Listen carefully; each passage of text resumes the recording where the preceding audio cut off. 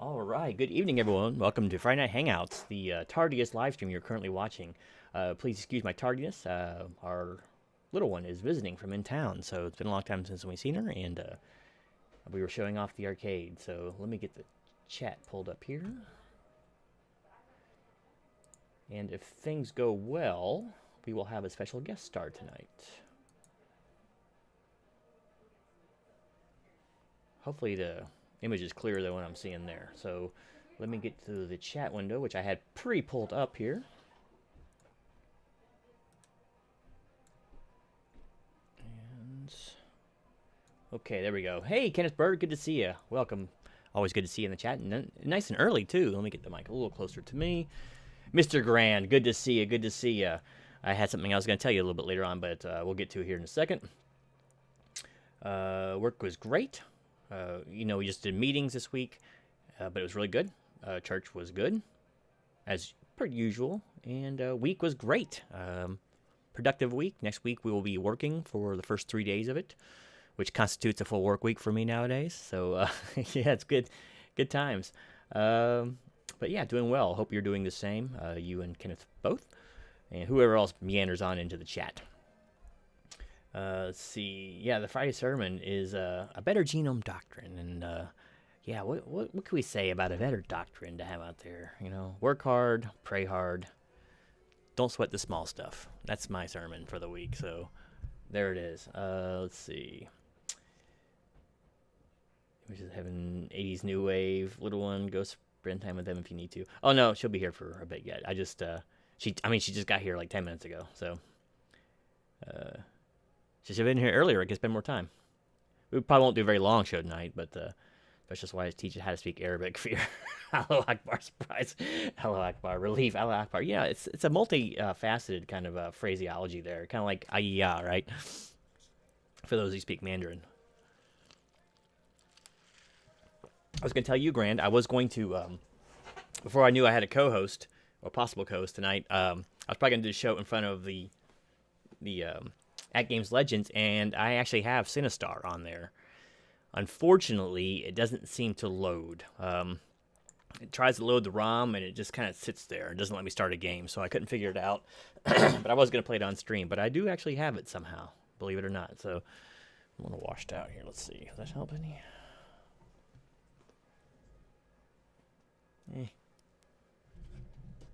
That's too bright now, right?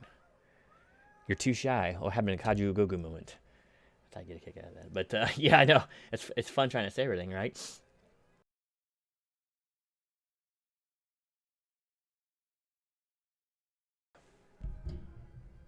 Hello? You with me? Okay, sorry, mic got unplugged. Hopefully it's came back. Yeah, I really wanted to play it too. Look exciting. Look kind of like a mix between Robotron and Asteroids, but it just won't load up. It's funny because I got two different versions. I do have the 2600 version on there. I didn't actually try that one, but it didn't look nearly as good. So I was watching that video sent over, and I guess there was actually voice work done on it, and that was pretty cool.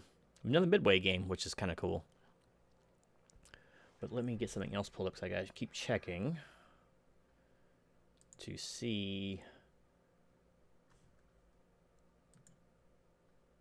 Just make sure my co-host remembers how to get on, because I do it felt quite a bit different because I go through OBS, so I got to run like Discord, and you got to log into Discord to do it, and it's a big rigmarole. And hopefully it still works. It's set up from before, but you never know. Hopefully the voice is back down though, and as soon as I adjusted the mic, sometimes the connector that goes into the back of the mic is a little bit, how should we say, not tight. So. Okay, did you watch those vids? Yeah, I got time for one of them, and I didn't have time for the other one. So I got really busy today. Actually, it's funny. My partner, he was, because we have the class next week, and he's like, why don't you go ahead and send me over the presentation? I'll take a look at it, make sure we don't need to add anything if it still looks good, because we've never done this one before. So we've done this like 14 camps this summer, but we haven't done this class yet. And so I'm looking through it, and I opened the file that has the name of the camp on it, and I'm like, there's nothing inside of it. I'm like, well, what's this all about? I went to my other computer, my work computer. I'll check there, same thing, nothing there. I'm checking all my thumb drives. I'm like, oh no. I thought we had done this like 5 months ago or 4 months ago, right? So I sent a message to him in panic. I'm like, Dude, I don't want to scare you and all, but yeah, we don't have our presentation for next week, so I'm gonna start working on it. So he came running over here, come over the house, and we started just cranking it out, and we got it done. We got it done. It was like 36 slides. We has to be enough for 3 days, of 8-hour days. So yeah, we got that done. So busy day, busier than we thought. So I didn't have a whole lot of time to watch extraneous things, unfortunately. I sure hope your co-host will discuss about the Heaven's Gate and Common Hail Bob again. Love that topic. Well, he might. You never know. He's a very learned and august fellow, so yeah, he knows about things. It's funny because the the little one used to live. The basement used to be hers down here. It was like her apartment down here. It's fully finished. It's got a shower and bathroom and all that. But she hadn't seen the arcade since she left, so we walked her through here and like, wow, it's a little bit different than it used to be. So show her the arcade and the guitar stash. So good times. I hope everyone else is having a great week and productive one at that. Sometimes we get so caught up in do we have a good time this week? We forget to be productive, and it's always good to be productive. You gotta get something done, even something around the house that no one else is gonna see. I always feel guilty if I just sit. I can't really just sit around the house all day. I usually have to have something to get into. If it could be something as little as going out and organizing a shelf out in the garage or something. But I just usually got to find something to do every day. That's why I'm not like a TV guy. I just can't sit around and watch TV. It's just I don't feel productive, and I do kind of get in the habit of chain watching YouTube at times, but it's funny because I don't watch a lot of like the same channels. There's like one channel I'll catch a video on just about every day, and I usually eat when I'm watching it. But other than that, it's just kind of all over the place. Let me get the stream pulled up over here, and make sure. Okay, yeah, we got people in. I just got home from the store. It's quite hot. It's warm outside too. We walked outside just a few minutes ago, and it's probably in the 80s here. So it's quite warm here as well. We're waiting for that fall to start hitting. I mean, it should start here toward the tag end of the month. Here in West Virginia, we actually have a change of seasons, and summer doesn't hang on like it did in Florida. When I say hang on till mid-November, late November, you can start maybe considering turning the air off around mid-December, but so stay hydrated out there, as they always used to drill into us in the Army. And it looks like we may have some. So give me 1 second here while I try to get this pulled up.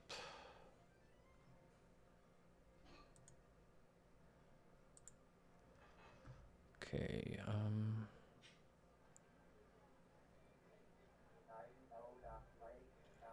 Let me see here. Okay, Jackson, you with me?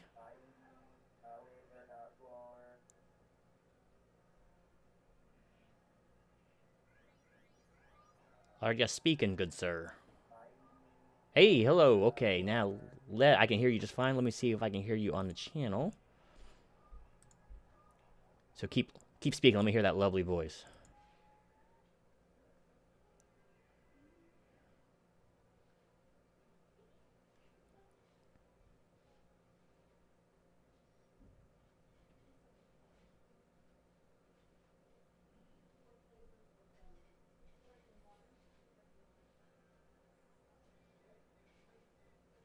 Been a fun one, has it?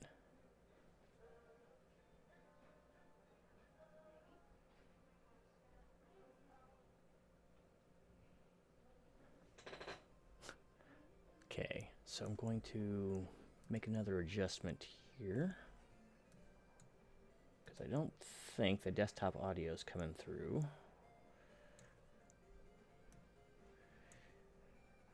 Let me try one other thing here. Sometimes it's difficult.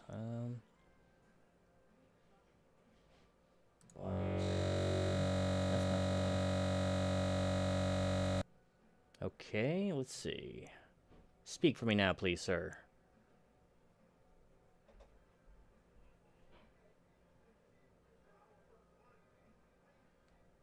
And let's see. Okay, I'm not hearing you there.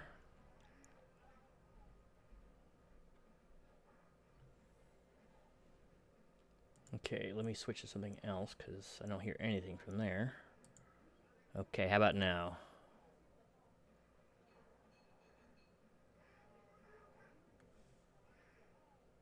Oh, has you muted. Let's see.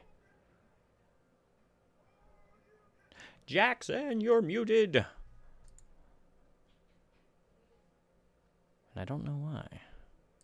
Oh. Let's see. Okay, there I hear you again. Okay, so let me try something here. Okay, give me another test run here. Why is it not picking up? I don't think it's picking up. Okay. That's robotic, isn't it? Okay, let's get that switched out of there. Okay. NVIDIA. So it should be this. I've had this working before. I'm not sure. Ooh, wow. What is that? I don't know. Is that your sound that's coming through there? I'm trying to figure out how to get your audio to work.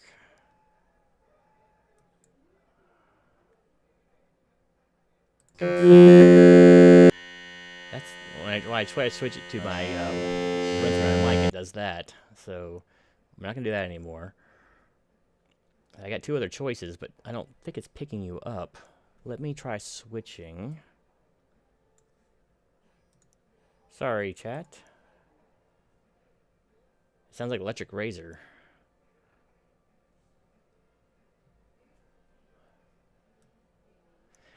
One of the issues I might be having is this used to be on this used to be on 3 screens. I'm down to 2 screens here. And I used to have you on the 3rd screen, but let me try switching screens. So give me 1 second. Sorry, chat. Stay with me here. Okay, so this is going to be window capture.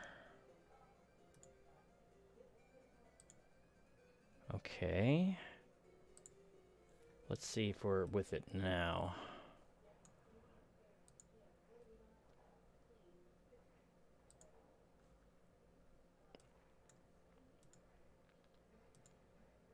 Okay. Yeah, and I can hear you just fine. Oh, can you not hear me at all? Well, why would I ask that question? Because you probably can't, right? Let me see something else here.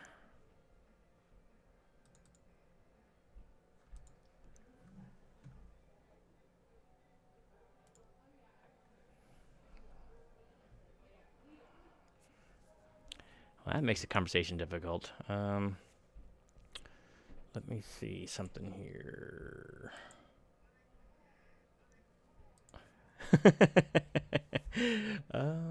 What is the issue here, General?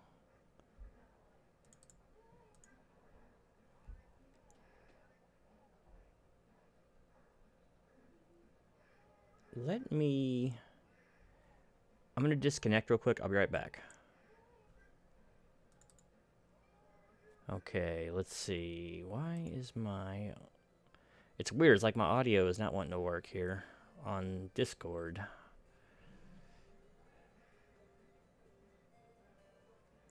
Voice is connected.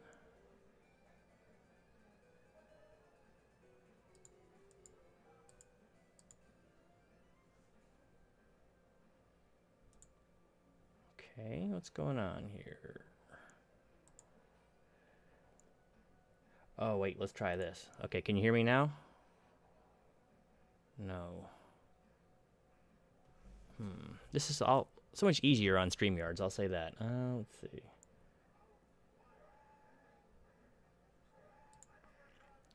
Still just delay. Okay.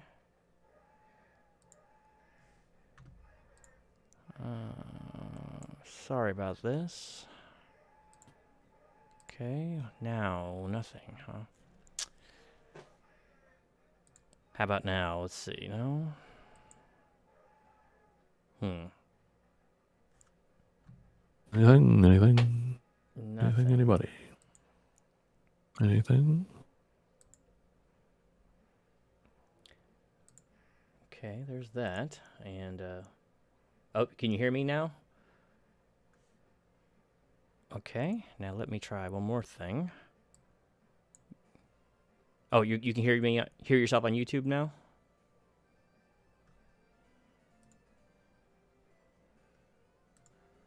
Okay. Oh, now don't.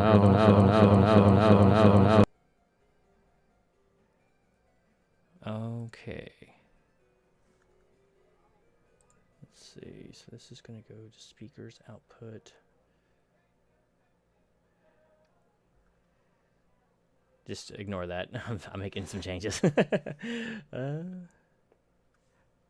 I don't understand what is causing that super echo. And why he's echoing. Okay, he was on for a quick second. All right, I'm reading chat too. Where was this at? Yeah, definitely cannot do that. So it's either EQ. Okay, say something to me, Jackson, if you could.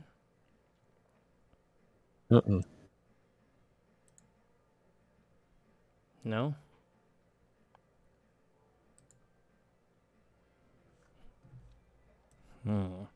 I might have failed you, Jackson.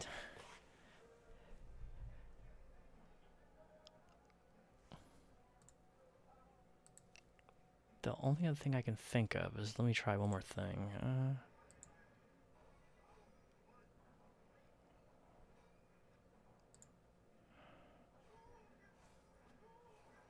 You heard part of him there, Grand? That's, yeah, I can hear you just fine through, I can't figure out why I'm not coming through. Maybe because streaming mode is activated. Let me disable that. Okay, how about now? Can you hear me now? No.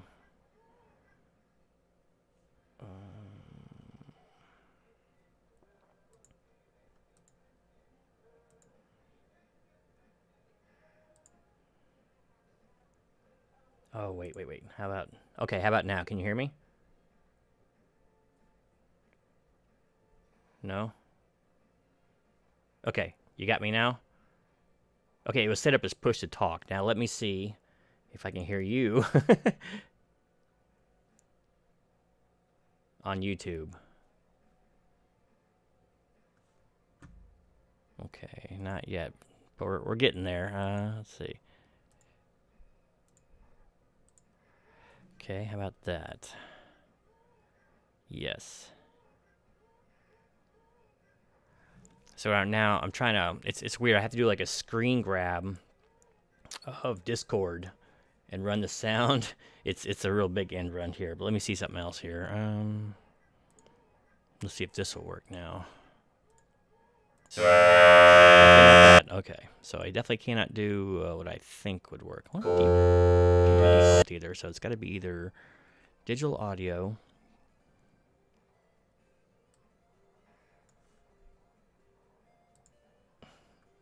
Just ignore that noise. They make it so difficult. Output device. I don't understand why the output has to be my microphone. How about now? Can you hear me still? I can still hear you. Okay. Through Discord. Through Discord. Okay. Yep. Now, let's see if you're on. Hello. I got to pay Jackson for his time here. Thank you for it.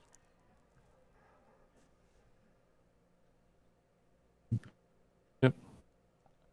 I think you're there.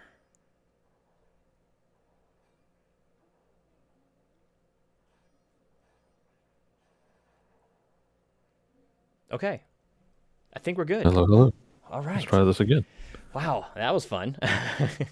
People watch, I think, just to watch me flounder on technology. Because I'm just sitting there. I'm just clicking buttons now at that point. There we go. All right, so I can get rid of YouTube so I don't lose my mind with the echoes. Yeah, we're going to try to minimize the losing of mind here. So, yeah, I think we are set All right. now. We're done. Good night, everybody. Good night, Thanks for everyone. coming. Thanks for coming out. Well, thanks for being on the No, show this tonight. works. This works. Appreciate it. Oh, thank you. I didn't hook up my stream deck. So after all that, I actually put everything away and unhooked it because I reorganized the office in here, and so I'm afraid there is And none. I was I was surprised. You know, you're back at the desk station, and as opposed to in the arcade. And I've collected some arcade sounds. So Ah, well, I could always just move for things. I people. was trying to be because I didn't No, know no, what you would have. we'll put them on anyway. I mean, you know, I'll play a few things. I don't have that many. I just got some from four games. Um, Four that actually turned out to be my favorites. It's just the things that I found on YouTube. Um, One guy particularly has a fondness for the Williams games. So we have Defender, Joust, Mm-hmm. um, I have both and those a over few on other things. my Mortal Kombat 2 cab. That's the Midway cab over there, and Hmm. I actually have a lot of Williams tables on the pinball machine. But yeah, I have Right. Joust. I was actually playing Joust last week. Some. Oh, okay. Yeah, I got a few of those sounds. Let's see if I can find the buzzard or whatever it is. There it Was is. that the buzzer or the dragon that comes out? The dragon. Yeah, I think that was a dragon. Yeah. And some of the other sounds, not as impressive. Let's see. Let's see. Is this Where are eight? the people? Is this 8 questions with Jackson? Well, pose your first question and we'll see. Oh boy. That's Uh, Patrick's though. He does the 8 questions. Have cheetah yeah, travel. really, Hmm. really. You know, I haven't noticed anything from him lately, which I is unusual. Yeah, I see stuff on IG every now and then, but Okay. I usually don't. I'm not usually able to catch the shows, but And that guy reaches everybody. I mean, it's amazing. I don't know how. I mean, I had terrible luck with it. Maybe I was in the wrong spot, or All these and mainly actresses, which I don't fault him for that. Very nice. yeah, they never Very nice. responded to me. Oh, well, one of them did, but that was it. The other ones probably thought I was some sort of creeper or stalker. So, Yeah. yeah, would you like to be on camera with me? That's usually how I let off. So, uh, Yeah. I'm baffled why they didn't get back with me. But yeah, it Uh-huh. was weird. I was gonna do the show right in front of the arcade, and then I'm like, oh, I don't know. We'll be able to watch what Jackson's doing, and I don't know. I don't want to confuse people and distract them. And then you have the stuff queued up. I should have known because Jackson's got this great sound deck with tons of recorded dialogue on it and sound effects. Oh man, it's such a breeze to set this program up. It's for anybody out there, it's Stream Deck, and there are multiple versions. There's a 6 key, 15 key, 32 keys, and you use it to store um, keystrokes basically, or call up programs, or a series of commands to a program. Possibly, if you have one or two things. Let's say you know you're a live streamer and you want to switch from one camera to Hmm. another, and so you've got your software that does that for you, but generally you have to go into a menu or you have to click a certain a button or whatever. Well, if you just store that as one key or two keys on the Stream Deck, all you do is punch the key and boom, you're there. It'll whatever the number of steps. It might be one step, two, three, four. You can. I haven't gone up to the full, or I haven't really explored that aspect of it. Is how many keystrokes can you bundle into just one of your buttons? But I mean, just in putting the audio files to certain buttons, it was a breeze. And there's no manual, nothing. Well, I haven't explored. So you get the box. All it's got is a little pamphlet in there that basically says, go to this web address and download the software, Hmm. and then you just go from there. Now, I haven't looked at the files that are in the folder that was downloaded, but hopefully there's a manual in there. But I didn't really need it. Looking at some of the videos that were on the site or at Amazon, people mentioned how you can do this, and so I just had the Stream Deck software on the screen, which shows you the whatever deck you've selected. And then on the left side of the screen and on the right side, I had a group of the audio files. And so I would just drag one, drop it to one of the buttons Hmm. on the software, boom, it's there. And then you can change what the information on the key. Basically, the key will take whatever file it is you put on that, and that's the what it writes inside the little button is all lit up. You can change that. You can increase the font, background colors, so you can have certain files with a certain background color, so you know that group, of files. So let's say I got pleasurable sounds; those might be green, Mm-hmm. and the more negative sounds. I actually have that one on my little sound deck. It came bundled with it. Could be in a red background. So that way you jump to the area you want quicker. And so I opted for the 32 because it was only $50 more, and I'm like, from 15 to 32, I'm sure I'm gonna run out of things with just 15. So let me just opt for the 32. And actually, you have multiple pages. You can have your first, your primary stuff on your first 32. Mm-hmm. You can create a second page and get 32 more keys. Well, minus the arrow keys that take you from one page to the other. So 31 options. So, and then I didn't run out of pages. I mean, I added 10 pages. Not that I was going to use them, but I just kept clicking on it and created 10 pages. I'm like, so 300 and some odd keystrokes you could store, which I deleted all that. I'm only using 2 right now. But and again, without a manual, without anything, just looking at the software and going by a few things that I saw, people saying storing this on a key and just taking a chance and dragging the file to the key. Like I said, most people use it for more advanced items like calling up a GIF, Mm-hmm. or like I said, switching cameras or running a short video, at the beginning of their broadcast, or so you can, I'm not using it nearly to that extent yet anyway. I just wanted the easy access to the sounds. Sounds like something I would be interested in. Actually, it sounds like you're almost programming macros into those buttons, That's basically it. It's just, yeah. It's just macros. doing several things. It sounds. What brand is it? Hmm. What is this? Oh, El Gato. Elgato, huh? Huh. Cool. Interesting. I mean, I guess a good thing about naming yourself the cat or whatever is that you can't be copyrighted, right? So you have tons of them that are Elgato, right? Mm. See, hey, Trinity's in the house. Good to see you, brother. Good to see you. Glad you can make it in. And see, Grant had several questions for you. I don't know if you can see the chat there or not. Yeah, that's actually one nice thing about Discord is I can move it off to the side, whereas Stream Deck I usually have to have it up with the screen. So just a minute, let me take a look at the screen here. If you need to read them to you, I can certainly do that. But he had several. So. How many women have I slept with? Well, I'll take the fifth on that one. Let's see. Well, let's just say this. I was Wilt Chamberlain's understudy. So Wilt Chamberlain and Gene Simmons' understudies. Yeah. But, Ooh. Hey. I can only imagine how long ago the penicillin quit working with those guys. But let's see. Sinistar. Do you have Sinistar, Jackson? Don't even know what that is. It's a video game from Midway, actually. That I do have it on my unit back there on Legends Ultimate. Unfortunately, it just loads the ROM, but I don't know, it won't ever play, so I can't play it. I'd never played it myself, that I recall. That might have been near the end of my gaming days, arcade games. Let's see, a bunch of funny Golden Axe sounds. And as funny as Arcade 1-Up sells a Golden Axe cab, at least their Gen 1 cab, I think there's a Golden Axe cab. I used to like that game. Yeah, like he's mentioned that YouTube videos. Just looking last night, running across so many different sounds.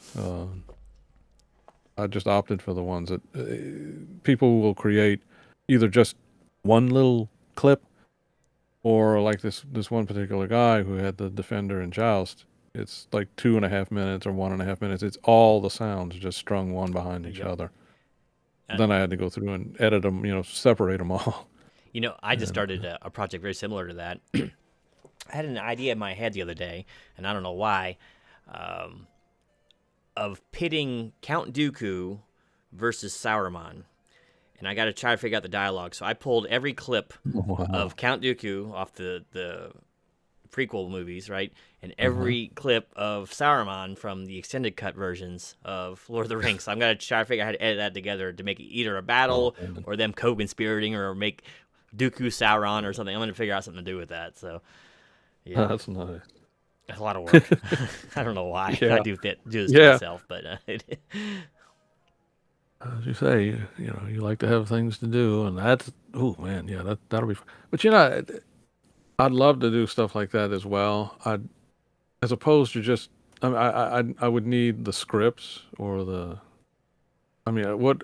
So or I can understand taking the clips because you're going to need that, but then you have to remember all of those lines, or yeah. you I, write them down. Okay. well, I don't know if I'll get a list together because there's quite a bit of footage to go through, and I'm just gonna try to find funny pauses where I think, it looks like he's talking to somebody else, and then I gotta try to figure out what dialogue from the other side is gonna fit on that, and so Uh, it's gonna be quite the undertaking. So I've never really done anything quite like that before. I actually got the idea originally because I was watching, I don't know, um, it was like an Austin Powers clip or something came into my feed on YouTube. I'm like, my gosh, I haven't seen that movie in so long. So I clicked on it, right, and it was the casino scene. And I was reading through the comments like I'm often doing at the end, and it's like someone really needs to edit this together with the Joe Pesci scene from Casino where he's like abusing the dealer, right? And so I was starting to pull clips. I'm like, okay, this would be pretty easy, right? Because I'll just cut back and forth, and but I don't like to swear and stuff on the channel, so it's just Joe Pesci dropping f bomb after f bomb. yeah. So I didn't do it, but that's kind of where I got the idea for this thing, this Sauerman thing. Okay. Uh, uh, Bill Roper, you remember him from Hmm. the previous chats. He and I, when we were younger, would not long ago, but if we got on a big kick of watching, some Star Trek episodes, and have enough of it fresh in our mind, we just sit there and take bits and pieces from each one of them and string it together. Like Kirk saying something, and then Hmm. a totally different wrong response that Sulu might have said, from another episode. And so we were doing things like that when we could, have it when it was all fresh. So now I would have to have like the scripts and look for the dialogue that I wanted to grab and mix together. But I'm pretty good at remembering stuff like that, but my mind's fallible for sure. But there was funny because there is a site, and I don't remember if I have it with me. I used to use it quite a bit when I was editing for the other guy's channel. It was funny because his daughter is actually the one that sent it to me. But there's like a website you can go to, and it tells you where you just type in what you think you remember, like the phrase uh-huh. of the line, and it just tells you what the movie was. And it was like, oh, this Okay. is great. This saved me so much time. Let me get back to the chat real quick. I'm sorry. So Oh, Grand, no, no, no. let's see. Oh yeah, the Star Trek Next Generation Lapling. That's from the Most Toys.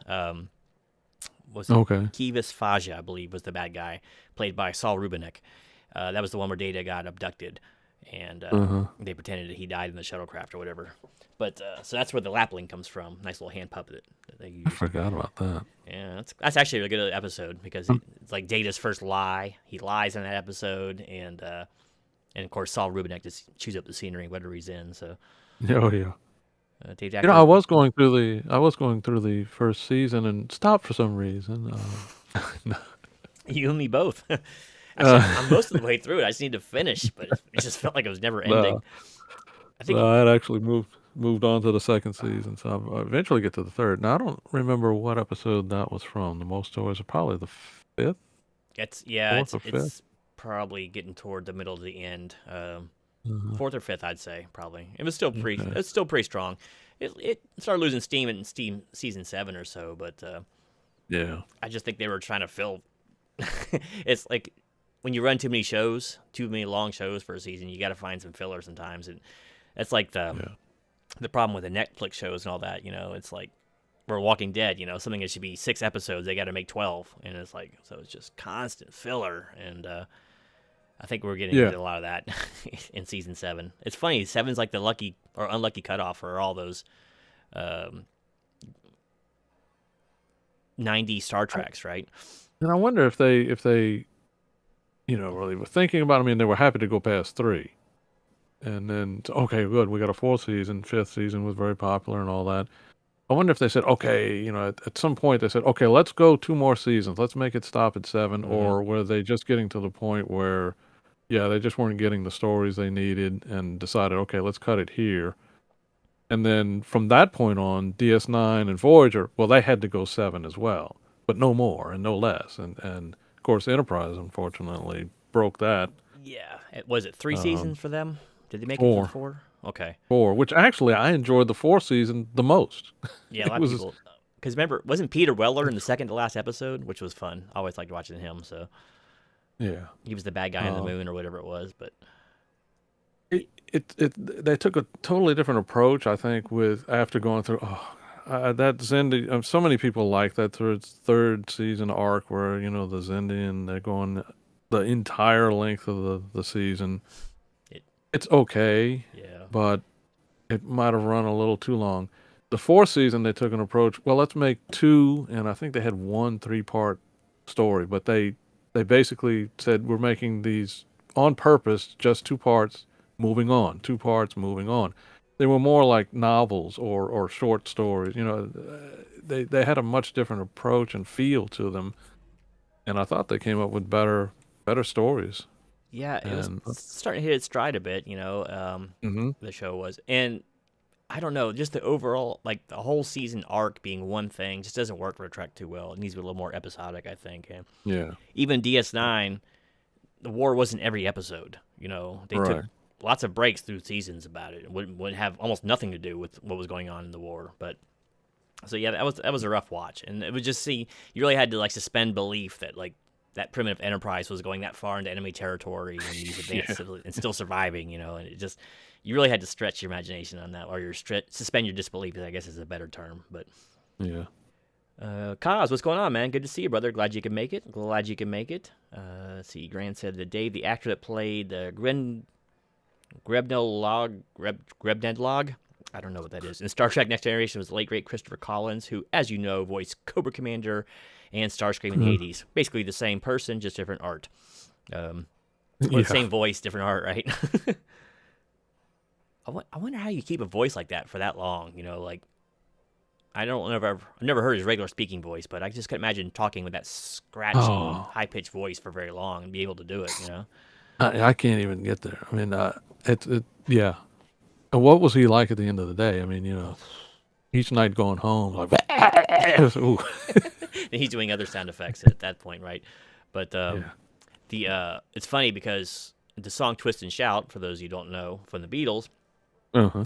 John, that was the last song they recorded for the album, and it was the last song he sung for 3 months, and he knew that when he sang it the way he wanted to sing it, they didn't one take, that he was going to blow his vocal cords out. He didn't realize how bad it was going to be, but yeah, supposedly he couldn't talk like above a whisper for like 3 months after he sang that because he just Hmm. destroyed it. And you can tell if you listen to like the last minute of it, you can tell his voice is starting to go. He's losing it.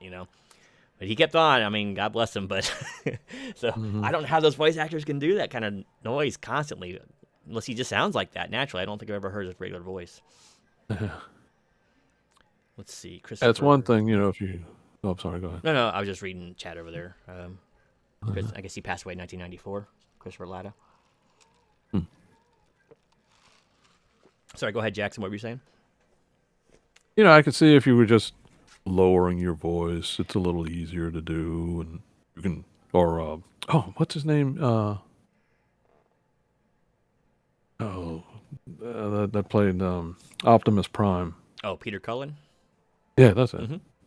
It's Um, not too terribly different from his regular voice. right. Well, I was Mm-hmm. surprised when I actually thought that was his normal voice, and then when he's speaking, it's a little bit higher and all that. I'm like, wait, that's the same guy, and then he drops down into that, and like, oh yeah, that's him.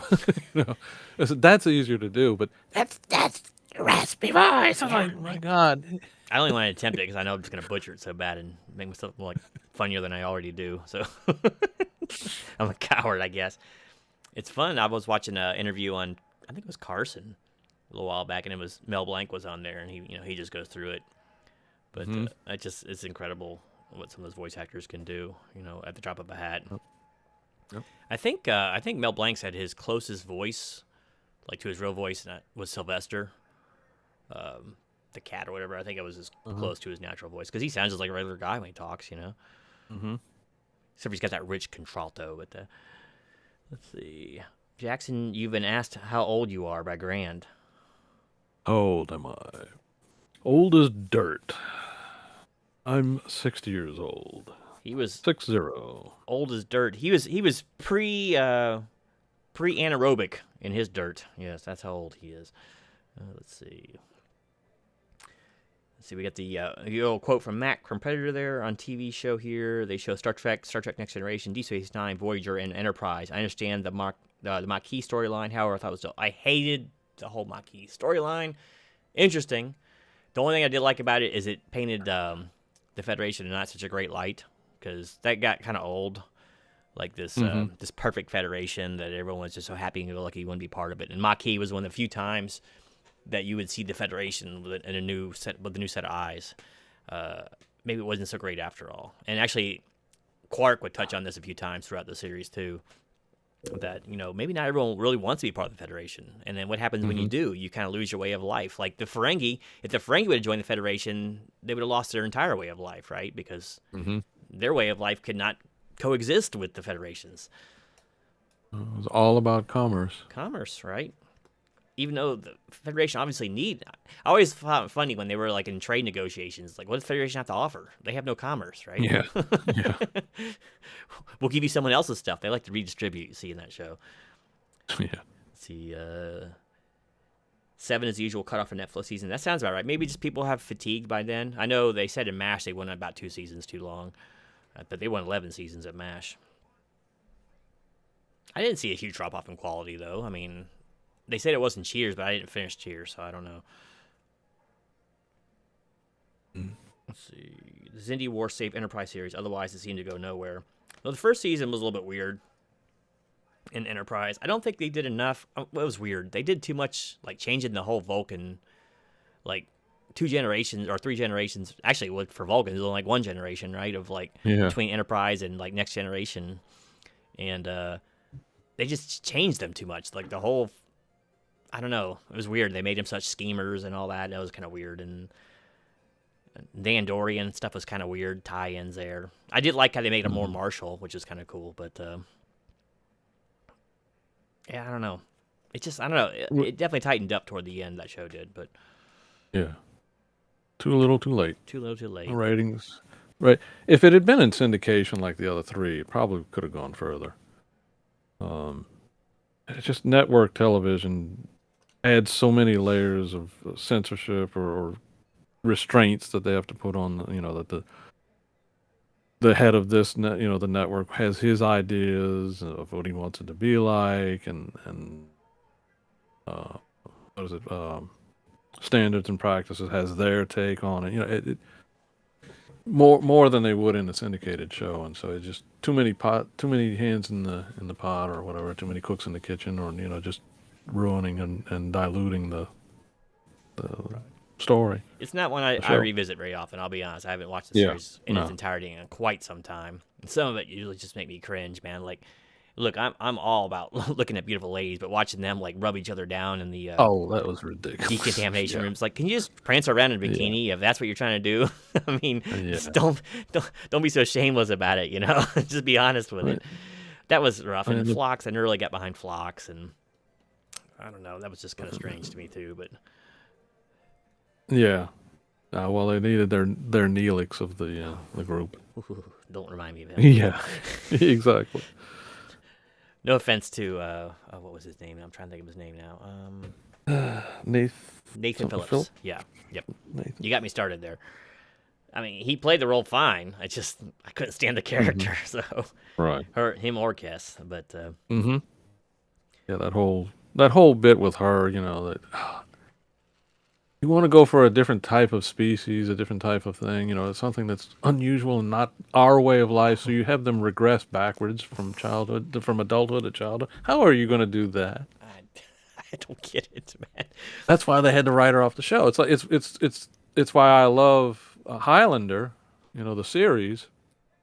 But at some point, even your hero has to die because he's not going to be immortal. He's not ageless, We mentioned I don't know if we've talked about it before, but the Marvel movies and how where we've lost a lot of those the main characters that we started out with in 2008, 2010, 12. Why? Because they can't keep it up. They're getting older.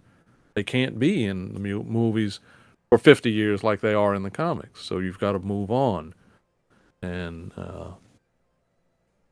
so you create a character that ages backwards. I don't know. Yeah, yeah. Talk about having a short shelf life for your actor, right? Right. Yeah. It messes with your continuity because then you got to start writing around it too. It's like, well, they can't be in space for 10 years now because Kess is going to die before then, right? So, Right. yeah, it really does constrict you. And I don't know, what are you going to do? I mean, Data won't play. Well, I guess they do play Data Yeah. again. He said he didn't want to play anymore because he was getting too old, right? And it was obvious, but I Right. guess they could fix it with the computers now, right? Yeah. His age. Yeah. Dave the Grebna If you can blood. make more. Oh, okay. It was a pack lead. That's what he was. Okay. I couldn't remember the name of it. The great Alan Oppenheimer, Skeletor, Cringer, Battlecat, Man-at-Arms, Merman, Buzz-Off, Roboto, and others can switch to Skeletor really quick. It's Oh, yeah. amazing. And you watch them, they'll have the whole script in front of them. They'll go from one conversation, and they're talking to, like, he's A, he's talking to B, and he just goes back and forth in the conversation. Yeah. It's pretty incredible when they do those pros. That's why I can't stand it when they just use regular, like, movie actors in voice Yeah. roles. It's so cheap. It's so terrible, and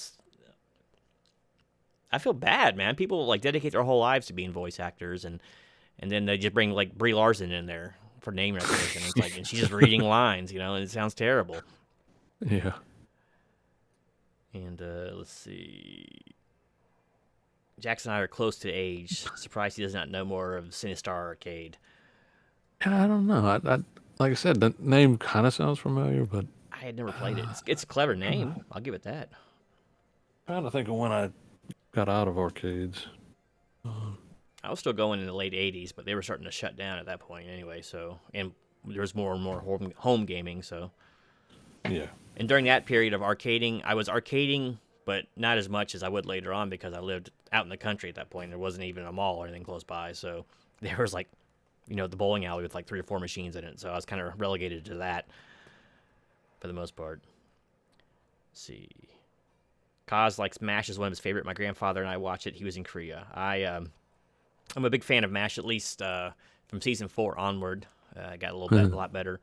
But, I mean, it goes through its phases. It does get a little bit sanctimonious from time to time. But some pretty clever writing, some great acting. I can still name every actor on the show, every main actor. And with my memory, that's actually saying something. So very few shows I can do that on. But I grew up watching it. My mom loved it, and so I just watched it. It's amazing how much stuff I think I love because my mom loved it. Like Jimmy Buffett and all that stuff. And Oh, yeah. something I still listen to because this is my parents. Marty Robbins, still listen to a lot of that. Kenny Rogers, as my grandmother listened to that. Neil Diamond, still listen to a lot of that. So I know. They say nurture. Is it nature or nurture? Well, nurture might be a big part. Yeah. Yeah, my folks were very heavy into country and western Just in like the the in the 60s. Yeah. Um, and so, in the 70s when I discovered music, and a whole different type of music. Oh no, don't have anything to do with that. Don't have anything to do with it. In the late 90s, I run across these collections from Rhino Records, Billboard country and western hits from 59, 60, each CD was a different year. I was like, oh, take me back, memory lane, and just, I like the songs. I'm like, wow, there's like rediscovering, something from, and it was rediscovering stuff from, when I was very young. Yeah. I'm like, yeah, this stuff's not so bad, It really isn't, and it's amazing how many songs, like when I was in high school, I remember from like America and stuff, and people didn't know who they were, just because that's what my parents listened to. And it was funny when I was redoing the greatest theme song thing I was doing a while back on the channel. It was like, it's amazing how many of those, like, I remember every line, every lyric of these songs, and I haven't heard them in 30 years, Right. You need to get going, Kaz. Thank you for stopping in as always, sir. Have a wonderful evening. Thank you, Kaz.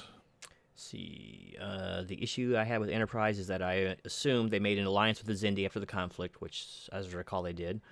So why didn't Xindi tech they get should have boosted Earth's defenses? Yeah, I don't know if they had any compunction with sharing technology like the Vulcans did, right? I don't know, but I guess you could say the same thing about the Andorians, right? Because they had, at least in that show, superior weaponry and technology, right? So they were kind of Well, allies afterwards, right? that was my whole thing with the Dominion War. It's like, okay, these changelings or whatever they were, have done major damage to so many planets, so many species. They've infiltrated, impersonated, and we're just gonna make friends with them at the end. They're just trying to No, buy time. I mean, like, they did keep the female changeling right prisoner, but that was it. oh, They know every secret now. I don't know. It's like, why would they yeah, stop? Just because you stop their one exactly, plan, they're all still together. They still have their army, so they could. I yep, don't know. That was weird. yeah. That's the Dominion. problem when you create. Well, it's the problem they had with the Borg too. You create such an overpowered villain or group of species, it's hard to write an ending to that because if you make them that powerful, well then guess what? They won. Yeah, I mean, and like if you look at the very last episode of Voyager, like when they take the transwarp gateway where it was, right, and they're Hmm. back at Earth, it was like in the solar system that thing lumped out. So why didn't the Borg already take us over like multiple times? Why send one cube, send 10, and just completely dominate? And so Right. yeah, they kind of wrote themselves in the corner with the Borg, right? They kind Yep. of tried to Yep. level it out with those at species 8, 2, 3, 4, 6, 7, 8, 9, 10, whatever that was called, 8, 3, 4, 6, I think it was. All those numbers in there. Cool idea. They didn't really do much with it after the two-parter. There was like one other. I think there was like one other episode with no, two other episodes with that species in it, but they didn't really do anything else with the Borg on that. Yeah. I don't know. Just yeah, they wrote. You kind of write yourself in the corner with bad guys like that, Yep. or good guys that are too strong too. Let's see. The guy who played Nedlog, I still can't say it, was Chris Lauder. Oh, okay. Oh, he was a substantial guy. At least he had to wear a big suit. Genome chat. Hey, Chicago, good to see you, man. Good to see you. Schultze. Love that Punisher negative space right my alley. One love. I believe that artwork is actually from. Was it Punisher War Journal 50? I have the book somewhere, and I just happened to run across this for a background. But I like those negatives too. Let's see. But glad you could make it to the chat. I grew up with Motown in our house, listening to my mom's Motown vinyl. I listened, There and you I was go. probably the only guy who could repeat like Phoebe So songs and people like that. And I can still remember doing the Money, Money, Money song at school, just humming it under my breath. I was real big into Motown too, and I had a friend of mine that says, "Oh no, you need to listen to this," and he gives me this collection of from Atlantic Records, Atlantic Rhythm and Blues, which had more Otis Redding, Hmm. Aretha Franklin, um, and I'm blanking out on some of the other ones, and even like from the '50s era. I'm like, oh, this is soul. This is rhythm and blues and soul. Motown was a little more pop. But this was some really much deeper and much stronger uh, soul and rhythm and blues. I'm like, oh yeah, okay, I see what you're talking about. Just see whoever played bass or anytime that. Who am I thinking of? James Jamerson. Look at any album he played on, so you probably like that one then. All right. But he played on just about every Motown hit there was. So it was funny how many musicians made groups famous. Yeah. Oh yeah, the house band for Motown. Oh yeah, they were on everybody's album. And then part of them, or I don't know if it was all of them, but part of them formed Rare Earth, the group Rare Earth, and they released albums on Motown. I thought they made car batteries. Let's see, species 8472 Voyager love to kick the Borgs. Yeah, they were handed it to him pretty good. It was kind of now that was how you started a new season, right? Like all of a sudden you take like the big bad and you just completely job them out, right? Transformers did this all the time with their combiners, because I think it was in season 1 or 2 when Devastator came around, and that was the big guy, right? He was stronger than everybody. And then next season they had a new one. They had more toys to sell, so it just kept getting progressively stronger. And so like Devastator would get like one punched by the new big guy, and it would just go on and on. And finally, there's Unicron and stuff like that. But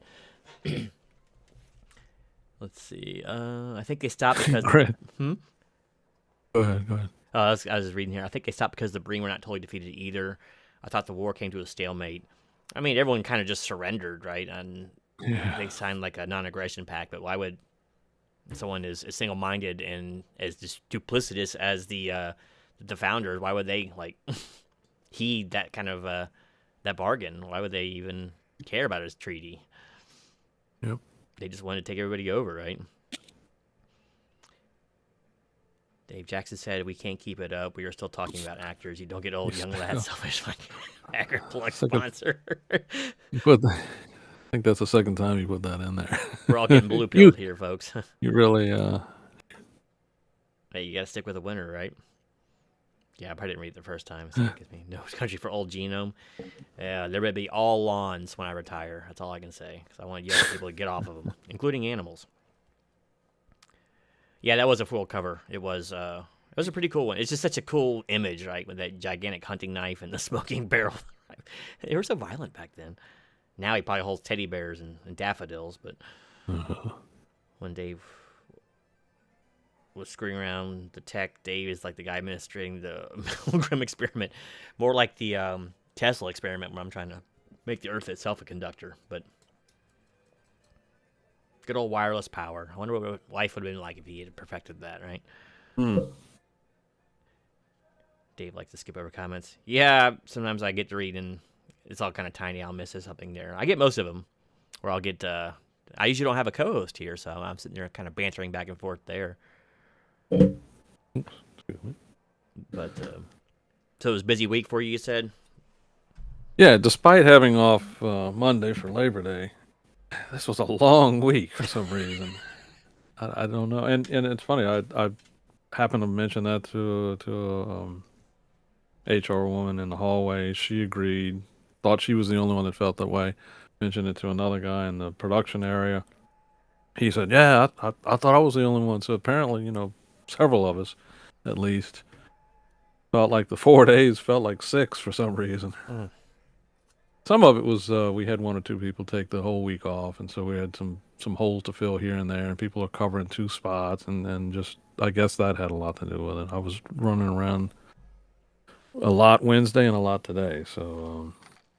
But actually, it's funny. I didn't feel too well this week. I don't know if I got the dreaded virus that shall not be named. I don't know. I just felt draggy all last week and this week. And then suddenly at lunch today, it was just like, after lunch, everything broke. It's like, okay, I'm fine. Give me some more. Come on, let's do it. Yeah, please. What else you got now? I feel a lot better. Come on, is that all you got? Give me some more. Well, glad you're feeling better, and glad you got through that long week. Yeah, I was worried this morning. I'm like, oh man, I can't do this tonight. I'm gonna pass out as soon as I get home, and then like, let's go, let's do it. Sometimes your second, third wind kicks in, and it's on from there. Yeah. You got a big plan for the weekend, or plans? Not yet. Not really. Other than programming new sound effects into your board. Yeah, let's see what else I can come up with.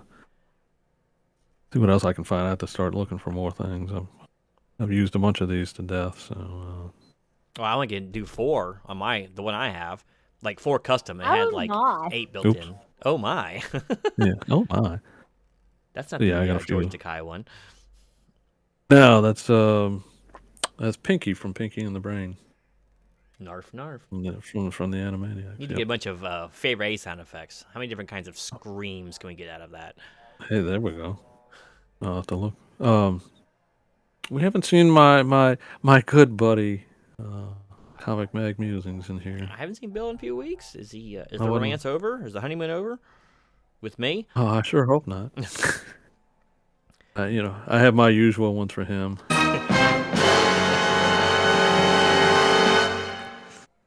I had another one for him whenever he comes. Go to your red buttons. He's always crying about That's something. when he gets the slab grades back. That's what that is. Yeah, yeah. I Oh paid you good well, money. I want a 9.8. I love his videos. He and the wife or they pick what they think it's going to be, and then they actually get it back and find out who's the closest. And I love it when she's always right and he's not. Shows you about the what do you call it? Expert opinions, right? It's like Yeah, being a movie critic, right? Make sure that your yeah. bell button has the support of at least one major superpower so you can lean on them when the rival bell buttons try to steal back what you have rightly stolen for yourself. That's right. We took a great pains to undistribute that to other people, and we don't want to redistribute that to anybody else. So make sure to hit that like button if you would. Knock on wood, I have not gotten COVID. I'd probably die. Got all kinds of health issues. That is funny how that usually worked, and was never reported as such. But that's a stream for another day. But yes, I will knock on wood for you there. Be safe out there, especially as the season gets cold. Section 501, paragraph 716, subparagraph 5 on one of the life forms inhabiting H-class worlds may be removed at the discretion of the Sheliak Corporate. And that was the giant pudding ball who said that. What's an H-class world? I don't remember what the H-class was. Was that their own version of an M-class world? I don't know. Some Star Trek nerd I am. Yeah, I love the show, but I don't eat, drink, and sleep it like some people would, and have all of these huge tomes Oh man, with all yeah. of the encyclopedias and dictionaries. I actually have some of the original older compendiums, but to have that um, extreme knowledge of all of those small facts, it's why, why go through it? Just enjoy the show. Yeah, I have never got into like expanded universes, extended universes, and that's never been my thing. Like Star Wars, I don't think I've read any of the other books or seen any of the other fan. I never watched the Clone Wars. I never watched a lot of that other stuff, and I don't know. I just like you. I think I just like the originals. And same with Star Trek. I've never really read any. I think I've read like one William Shatner book that was a Star Trek Hmm. book, and I'm trying to think if I read any of the other ones. I can't recall any. So yeah, that was never me either. I just enjoyed the show and didn't delve too deeply into it. So I think the Hmm. closest you could say that I got into stuff like that was when Dark Horse was really pushing their movie licenses like Predator and Uh-huh. Aliens. But I could at least mask that with my comic booking collection and obsession back then. So, Yeah. I but read a I few other Trek novels during the 70s, but that's because those were new stories. All we had was the original 3 seasons. So, running across some of these novels is some were good, some not. a lot of times they just Um, hand them off to hacks and like romance novelists, right? Okay, we have an IP yeah, for you. We're gonna unfortunately. put Star Trek on the cover. That itself is gonna sell 500,000 units. So just write something in there. Yeah, there are a few of them written by by lady authors that uh, didn't have the voices right for the characters. Everybody called him Jim. Hmm. Everybody, even it's like they were too familiar with Kirk because they wanted to be familiar with Kirk, and so they wrote it very affectionately. Everybody spoke, like I said, just it wasn't the characters' voices. So, Yeah, it's weird, man. Because like if you watch the original, the only one that ever called him Jim regularly was Bones, right? And hmm. every now and then Spock would do it, but never like in a loud way. Like it was always in a private matter, like when he was trying to get through to Hmm. him or something. But so it wasn't like everyone around the ship was running around calling him Jim. It was always Captain. Even Scotty Right. always called him Captain and things. So Yep. like, yeah, and that was like the only time that ever happened in the series. So because people just didn't call each other by the names, which is kind of more realistic, right? So let's see, Dave. Dave, I got a lot of shots when I went overseas during the Gulf War. I didn't get sent to the Gulf War conflict. It was so crazy. I have no idea what they pumped into me. I have a shot card from the army is about that long, and they just I remember you they saying that yeah. one night, talking about that, and I mentioned it to an army buddy of mine. He was in the from was it late '85 to end of '88 or right at the beginning of '89, And he said, "Oh yeah, they went to Germany. They went to he was stationed there for a while." And he said, "Oh yeah, you just roll up your sleeve and there you go." I always knew, like, on shot days, because they just pump like 5 things into you at once, bam, bam, bam, bam. And I knew I was going to have a fever that night, because you always do, man. And I'd be sick as a dog the next day, and I'd be all right after that. But I have no idea what they pumped into me. Like, I had to take some anthrax shots, and it's supposed to be 7 shots per cycle. I only had like 4 of them. So what was the point of all that? By the time I got like the 4th one, I was already rotated back to the States. That's People want government health care. Pay attention. But let's see.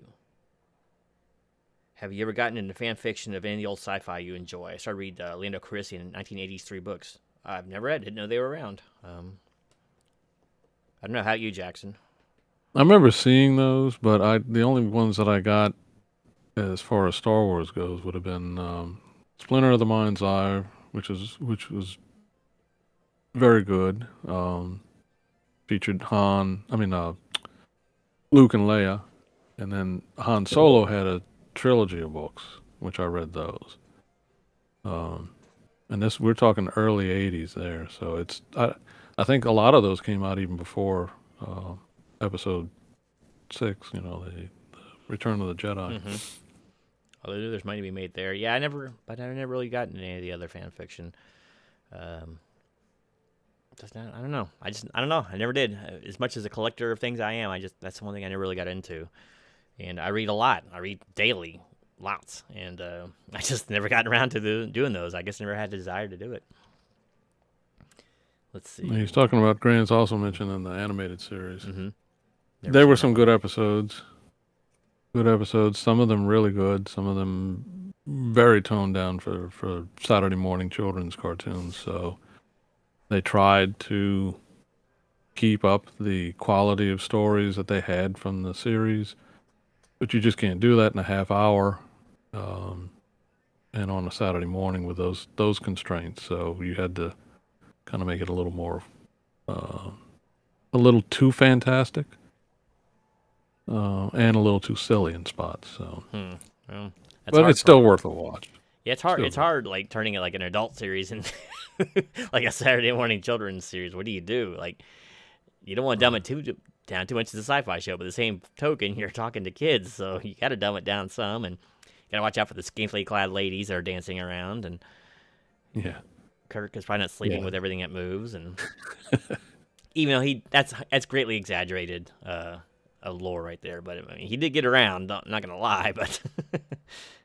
He wasn't as overt as like Riker was, like especially in the first couple of seasons of Next Generation. But that guy was just everywhere. I mean, he was flirting like on the bridge and with underlings. It's like, yeah, you don't do that. No. That's why he liked so many crew rotations. That's why he stayed #1, right? Because he could just handle. Yeah.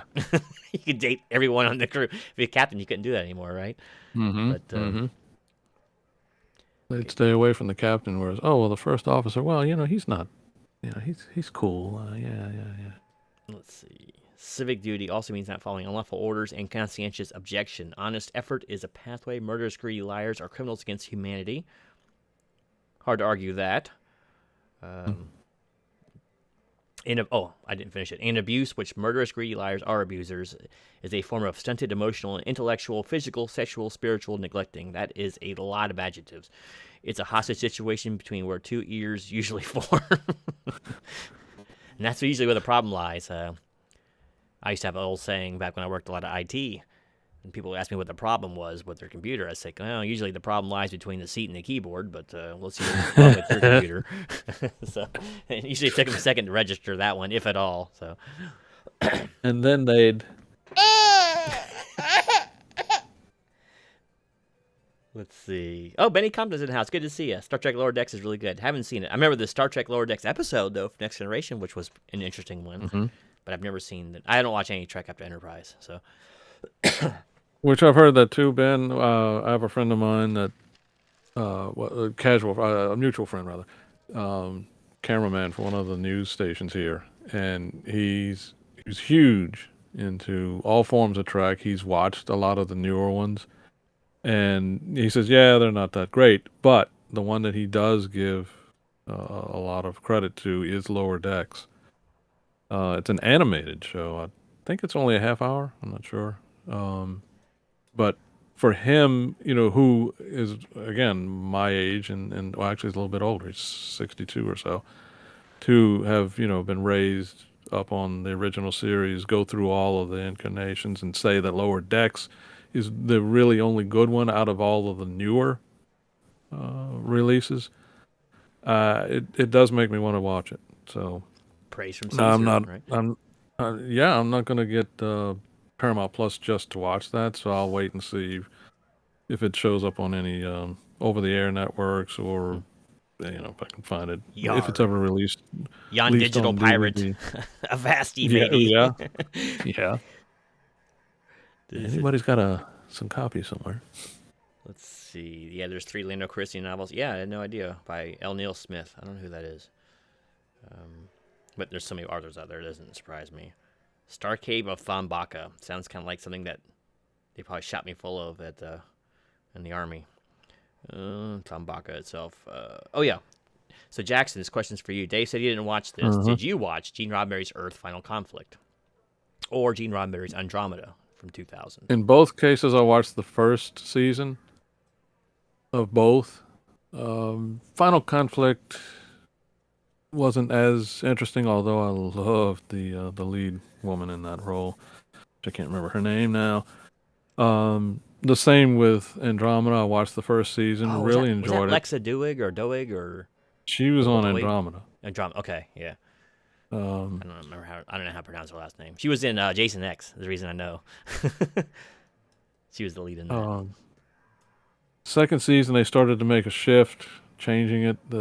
Again, they created this villain or this society that was so overpowering that I'm like, okay, where are we going to go with this? How is this going to happen? And it was a syndicated, and they kept moving it around from Saturday afternoons to some other night, and just I couldn't follow it after the second season. Eventually, it showed up on the Sci-Fi Channel a few years later, and I happened to turn it on probably when they're in their third season or so. And one of the main characters is completely different than they were in the first season. I'm like, okay, what? So I never have gone beyond the first season, basically. I don't know if I really want to sit down and watch it. One or two of the guys from DS9 were involved in it, and I could see a lot of that. A lot of the interspecies conflicts that they had on DS9 were in Andromeda as well, and you could see it. You knew one or two of the guys that, oh yeah, he's behind this particular conflict or this dialogue. Mm-hmm. Even it's written so much like DS9. So that's in a way I thought that was good, but then I was also a little bit turned off about it. I was like, well, okay, some of this is going to be predictable. And again, that's why it was hard to find it. Like, they kept moving it around on different days, and so I just let it go. Let's see. Gene Roddenberry's Earth Final Conflict. Was it Lisa Howard or Lenny Parker? Ooh, that's it, Lisa Howard. Lisa Yeah, Howard. yeah. I'll have to look that up. She was in a couple of episodes for one season of Highlander, and I was like, oh, I just loved her. I remember Barbara Howard. I used to have a thing for, and that was she was from 513th Part 4. But let's see. Lisa Howard. Trying to see if she looks familiar. I don't remember the name. And it wasn't like she was a goddess. She was more like a girl next door. It's just she looked approachable. It was like, okay, For people like us, right? Approachable. Well, I approached lots of girls when I was younger. yeah, Nothing ventured, nothing gained. I mean, true. rejection gets easier to deal with after you get it enough. So, Yeah. all right. So we found out Lisa Howard. That was the crush there. Okay, okay. I can dig it. But yeah, so I haven't seen either one of those. Most of those were cable shows, and almost never had cable growing up, so we just didn't. And I mean, this was long after he died, so it was just little ideas that he had, I guess. Yeah, and they just tack it on there to try to sell more, you know. And then they just made it their own, really. So how much of this was really his? I mean, Yeah, it might have just been the title. He might have just had something. There's spacefaring civilization and Andromeda, and that was it, you know. And that's enough to say it was created by Gene Roddenberry, you know. yeah. Let's see. She said, "You wouldn't say no to a lady, would you?" I replied, "I don't know why not. Ladies are always telling me no." See, Andromeda 2000, Robert Hewitt Wolf was the guy who worked on DS9. That's it. That's it. Yep. Hence, he probably wrote the, what was it? Trying to think of the Garrick thing. Boy Who Cried Wolf. I wonder if he wrote that dialogue then as an inside joke. But classic stuff. That's still my number one video by far. Is the Garrick clip show I did.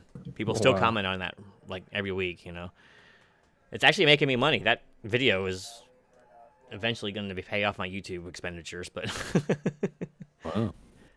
none of the other ones that I thought would do well. I mean, the MASH one's done well too. The Colonel Potter one's over 30,000 views, but there you go. remember GP Venom? Trying to remember his real name. What was his original channel? He changed the name of his channel. His name is, he's a Brit. Uh-huh. Uh-huh. I can't remember his name. Yeah, I don't remember. It's been a while. He was on Cover Slingers on Saturdays on the Gray Man's channel. I did a live stream one time when he talked about some horror characters. Man, his name is escaping me. Whatever the case may be, he always had a really small channel, right? And I've been seeing him post on Instagram lately that he's at like 50,000 subscribers or something, and then like getting millions of views. I'm like, what the heck did you do different? Tell me your secret. Really. Tell me your secret. I wouldn't know what to do, man.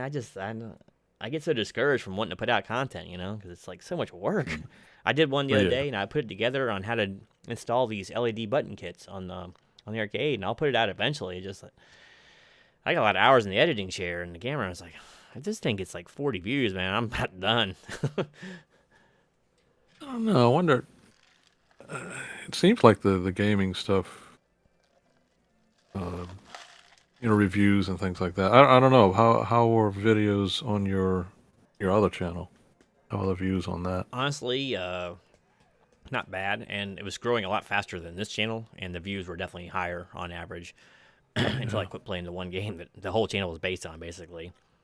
I did actually, well, you know, because you posted over there. I post over there every now and then. I should really spend more time with it, but it was. I got one video on there where I did a how-to video, a 5-minute video, and it's got like 27,000 views. It's crazy. Like people watch that gaming stuff a lot more, I guess, than the other nonsense I put out there.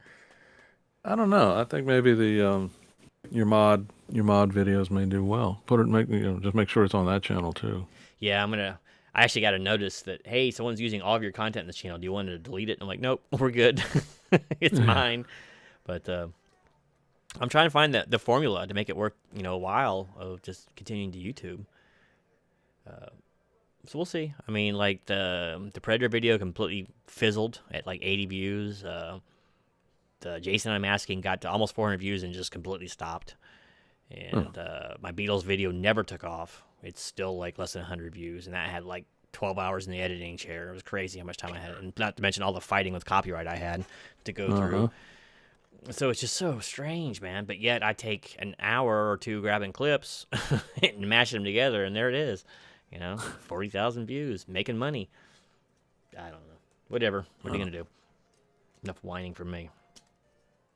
Let's see. Gene Roddenberry's Earth Final Climax had Major Barrett Roddenberry work on that series. Gene Roddenberry's Andromeda, Robert Hewitt Wolf, was let go before the end of the second season.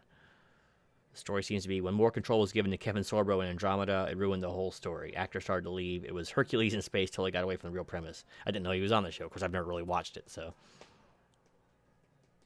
Kevin Sorbo. I guess he had a little pull back then from, was that post-Hercules or pre-Hercules? Yeah. Okay, I didn't know. So yeah, he had a little, I guess, a little bit of TV star power, right? Yeah. I remember trying to watch Babylon 5 too. And that one, you see that on network TV late at night sometimes, or regular network TV late at night sometimes on reruns. But I really didn't get in that. I just didn't really get into much sci-fi during that time frame. No. I was watching the tracks, but that's about it. They had so many. Somebody was talking fondly of the program Sliders. Yeah. Just last night on another live stream, and I'm like, I watched one or two, and it just didn't. So many, like you said, so many of the sci-fi stuff from the '90s time tracks and all that, and Oh yeah, yeah, okay. it's like my mom liked it. I think she liked looking at Darian or whatever his name was, but Well, I the one just that people go crazy about, Farscape. Like I watched the pilot mhm. and the one or two episodes after that, and just no. I don't like the show itself. I just think it's amazing, like what they did with the practical effects and the puppetry. That is impressive to me, but for the most part, I just don't really care for the show, and it's just I like the character of Scorpius, sort of, but they just went too weird with it. I don't know. Not something I really enjoyed, but it did have pretty amazing practical effects, I'd say. Like the last great puppet show we ever had, I think, was Farscape. I'm still here. Hey, Kenneth, you're still in the house, man. You always leave usually after a Bird. comment or two. Good to see you, as always, hanging out. Yeah, post Hercules Andromeda season 1 theme has one of the greatest theme songs ever. Oh, I don't know. I thought Enterprise had the greatest theme song ever. I swear that was Rod Stewart doing that, the theme song for Enterprise. When I Oh first really? heard it, I'm like, Really? isn't that Rod Stewart? Isn't that the song? Huh. And they just like remixed it or something. I don't know. Maybe it still is. I don't know. I don't know who did the song, but people were up in Yeah, I arms because it forgot. had lyrics. Yeah, I forgot the group. I don't know. Uh, I don't know. It did throw me a little bit. It's Oh, different. I like and it. so I like the end theme, which is it's the theme, but it's just orchestrated, and you don't you didn't get that watching it on its original run on when it was on UPN because they just shrank the screen down. You could you need a microscope to read the credits while they ran the promo for the Yeah. next show. So you didn't hear any of that. But then watching it, on reruns on local stations, or if you have the discs, you get to hear that theme at the end, and that I guess I'm still like it because I haven't heard it that much. Not like the opening theme, which is after a while you hear it all the time, and it just I to will me it say didn't fit. that for those who like to sleep with TV on, it's a better theme because, like the original series and Next Generation 2, those two especially, there's no way. I can't. I'm a light sleeper. When Yeah, those horns start blasting, man, it just really jars you. And it wakes you up constantly. So the Deep Space yeah. Nine wasn't too bad. Voyager Hmm. is a little bit loud. Was that French horn? I think it is. It's so loud, but so at least Enterprise has that going for it. Let's see. Yeah, I love Babylon 5. Yep. Farscape. I hear people rave about it. Never got around to watching it. Sliders, great series. Or season. Yeah, series season 1 and 2. Fox destroyed it. A precursor that they would destroy Firefly later. Yeah. I mean, all Oh, 14 episodes of oh, Firefly. that's the one that hurts. And the thing was, I didn't really see it when it first aired. I caught it Yeah, I didn't either. when I was. Of course, most people didn't because it was only 14 episodes. Yeah, I mean, I guess that's what happened. It just either poor advertising or poor time slot. I don't know when it originally aired, but I think I want to say it was during my exodus from the city when we had to leave for Hurricane Katrina. Hmm. Spent 5 6 weeks with an aunt and uncle in Mississippi, and lost power there too for 9 days. Oh, yeah.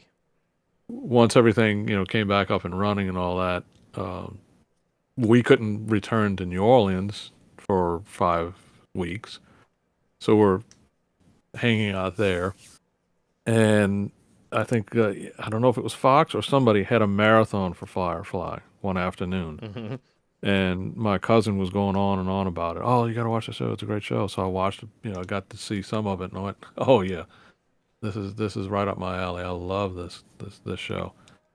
Had to eventually found the DVDs and got to watch it, the entire run that way, and then found out, oh, they made a movie, Tied a up all the show loose that did ends. nothing. Yeah. Yeah, and I was glad. I said, yeah, fine, okay, good. We did get a closing. It's amazing that thing ever got made That's because, true. And it had some budget, too. I mean, it wasn't like some low yeah, rent looking thing. uh-uh. So I don't know if it made any So, money at the theater, but it was. I don't remember too much about it, honestly. A lot of kung fu or something, but other than that, yeah, it was an interesting series. Had an interesting cast of characters. What was it? Ron Glass, whatever her name is, Rebecca, whatever her name is, who's always in Deadpool and stuff like that nowadays, and I Oh think she yeah, was she the new V or something too? Marina. Yeah, yep. She was the bad one. I don't know if they called her Diana.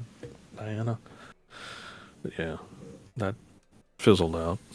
See, Firefly issue was that Fox ran the series out of order. I watched it first run. It didn't make sense. Then I saw it in order via Sci-Fi Channel, and it was really great. Serenity movie is so good. Another problem too, and this plagues uh, network sci-fi shows, is just the budgets are so big, and they got to Hmm. knock it out of the park on ratings to make up for that. Like Next Generation was one of the most expensive shows ever made. Huge budgets, right? Huge sets you got to build. You can't just put them in some generic office building. People expect the space, kind of atmosphere. So they got to build all these custom huge sets, and it's just so expensive, and all the uniforms and all that. So that might be part of the problem with Firefly, because as I recall, there were some pretty big sets there, and it just I don't know. Hmm. Fox didn't mess around back then, man. Like if stuff wasn't taken off after the first like 10 weeks, they just canceled everything. Oof. So Yeah. it was Yeah. brutal, man, trying to put a show out on Fox. Parker Lewis Can't Lose and Herman's Head, and man, Oh yeah. they get like lucky a season back then. Only one that made it was The Simpsons and Married with Children. Yeah. But it is what it is there. Well, do you have anything you want to plug there, good sir? Because I probably won't be on too Uh, much longer. I'm gonna go spend a little time with right. the little one. But Yeah, I'm thinking about it. Yeah, that's great to hear. She's in. She's in. always good to see That's the nice. family, right? Yep. Yep. Yep. You grow up with them, and then they leave the nest, and you don't see them for a couple years, and it feels so weird. Well, the wife's seen her a couple times since then. She goes down to Florida, I just haven't been able to get away. But Just for the weekend, or yeah, just for the weekend, and she's heading back. She's okay. actually up here for something else with her boyfriend. So, but Okay. yeah, so No, that's great. it's gonna be interesting. We got some family stuff to do, and I gotta get ready for my trip next week. So we got some more packing and stuff to do, and tidying up. Just around the state, huh? Yeah, it's a couple hours away, so not that far. But we'll have to Okay. stay out of town. But Mm-hmm. it happens. It's gonna be fun. We're doing it in the school, which I've only done that once before, so it's gonna be fun to do the training in the school. Cool. And get to hear bells again and not be a fire. Well, the great Yeah. Josh Whedon was the guy who was the master of Firefly. It was a springboard for his later work. Yeah, you can always tell his writing, and you can tell the same thing in the comics that few comics that he had a hand in. He's pretty good with dialogue. I'll give him that. More natural Good sounding with dialogue. dialogue. Good with teams. Good with Mm-hmm. groups. I think that's why they gave him the was it the first two Avengers movies? Mm-hmm. That sounds right. He can wrangle, 8, 9 people in a room, give everybody a line, make it work. Yeah, that's one thing that I enjoyed about Firefly was just moving around that their little dining table or whatever, and just going from one to the other, round and round, and just everybody had a part. Everybody had their character was so well defined. It was so well done. It takes a lot of talent to get that kind of thing done, but Hmm. can't all have the alien diner scene, right? Or the Texas Chainsaw Massacre dinner scene, right?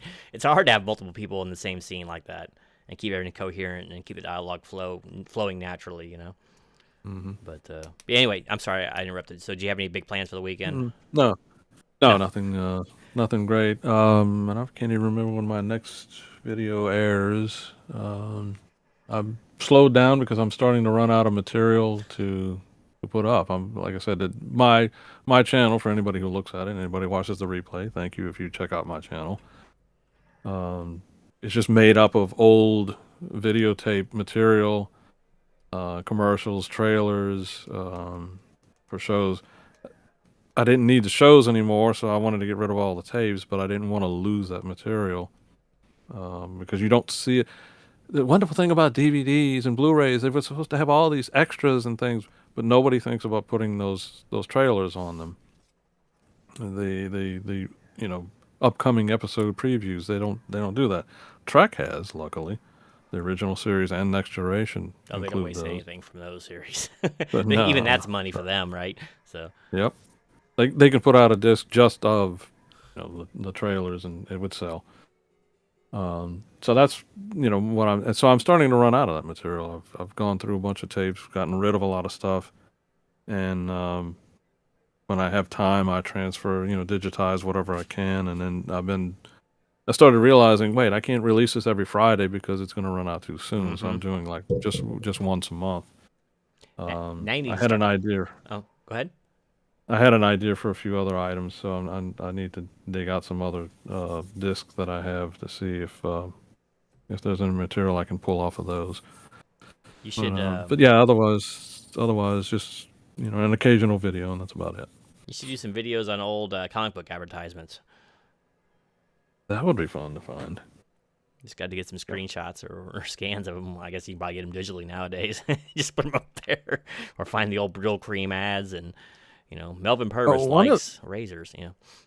one of the things I published or put out in, I think it was around February or March, was an ad for a science fiction magazine called Science Fiction Age, and it would have been late '80s when this uh, book came out. I forgot how many issues it was. I have number 1 and number 7 or something like that, and just ran across this commercial by mistake late night on some cable station that I recorded some uh, weird Hercules movie or something. I think it was Hercules.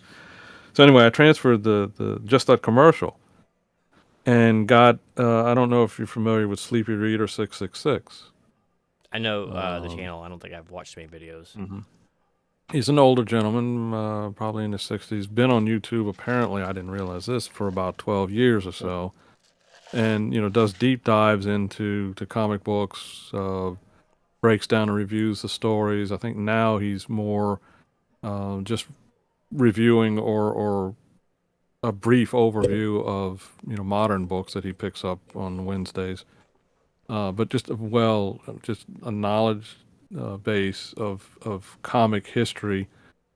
But he commented on the video about the Silver Age magazine. He says, "Oh yeah, I wrote articles for that magazine, and you can actually see when they just give you brief glances of pages from different issues." He said, "You can even see my byline in one of those clips." And so I went back and looked. I said, "Yep, there it is. There's his name."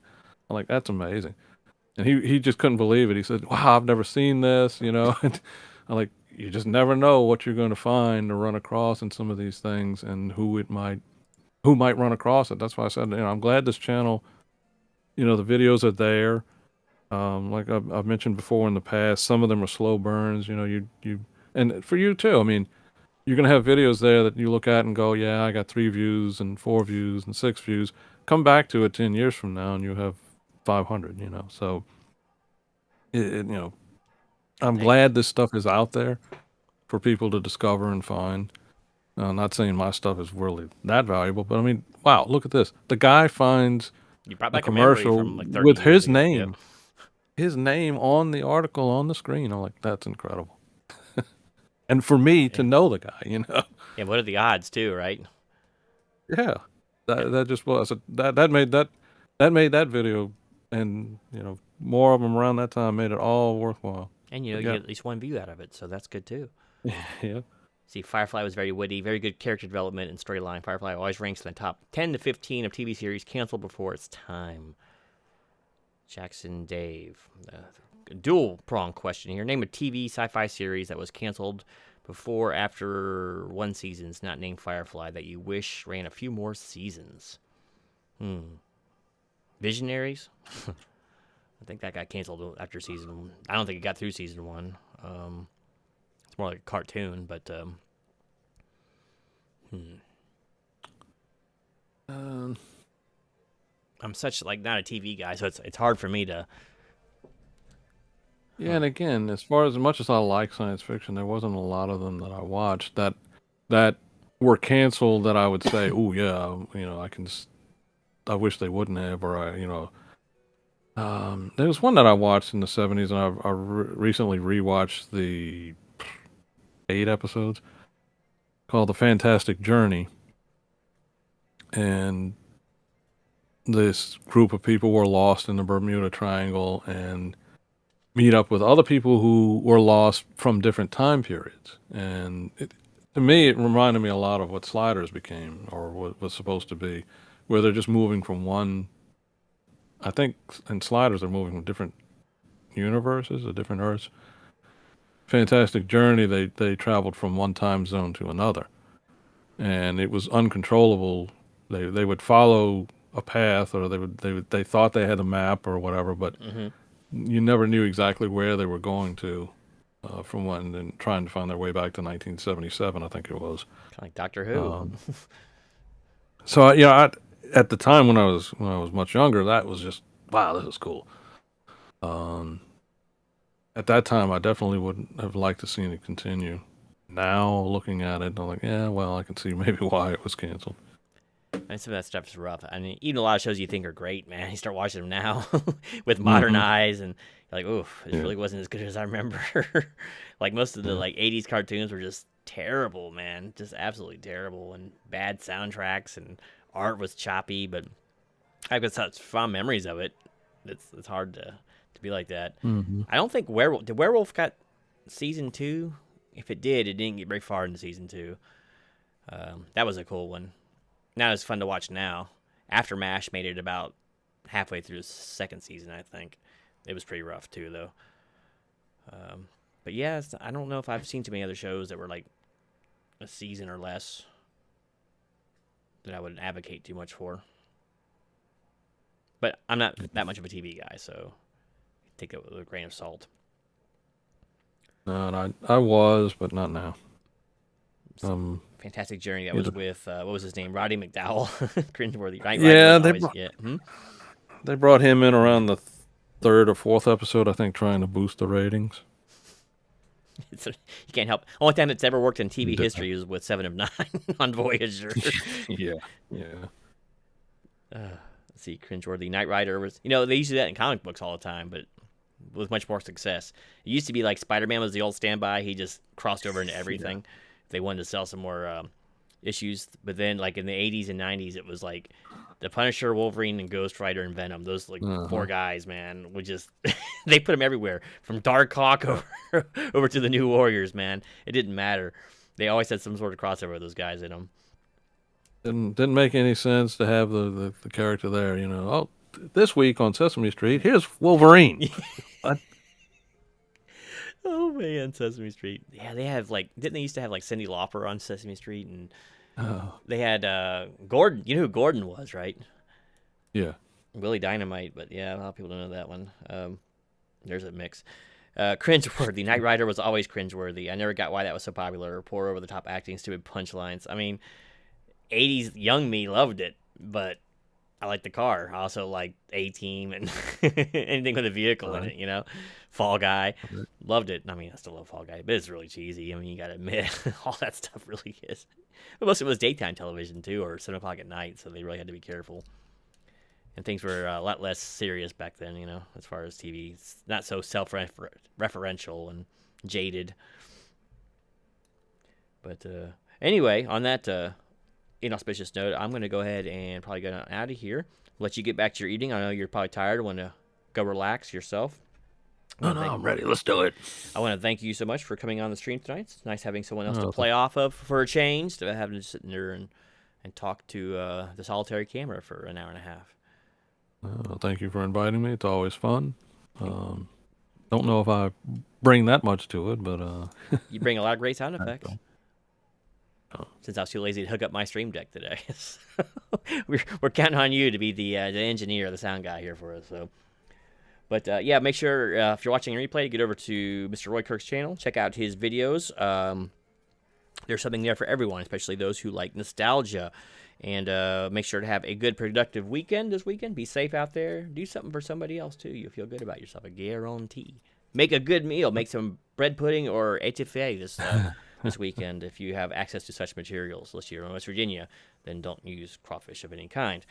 But other than that, Rockford Files is one series that stands test of time. Is so good. Well, James Gardner, it's amazing. I mean, he's a great actor. Rockford Files. Some of those shows are pretty timeless. Like the ones that didn't try to be too futuristic, and only thing that dates them is like the use of telephones and hairstyles and/or clothes. But you can look past all that. Jackson, you're the guy Dave likes to interrupt when he's speaking. I can't help it. There's still a tiny bit of a delay, so Right, right. And usually I don't talk, but It makes it rough. this is He doesn't this is show his good though. face on camera. And he doesn't talk. So those are the best Yeah. co-hosts you can have on live streams, I guarantee. But you all have a good week out there in Chatland. I will see you guys hopefully next Friday, same time, same bat channel. And from Jackson and I, have a great week, and we'll talk to you later. Good night, folks. God bless.